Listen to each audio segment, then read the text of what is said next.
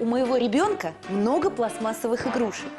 И нужно всегда содержать их в чистоте. Но мыть каждую отдельно хлопотно. Я предлагаю ускорить процесс. Мытье пластмассовых игрушек можно доверить посудомоечной машине. Мелкие игрушки положите в мешок для стирки одежды. Укладываем их на верхнюю полку. Запускаем машину при температуре 30-40 градусов.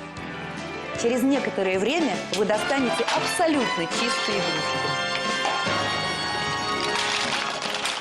А сэкономленное время потратьте на что-то другое.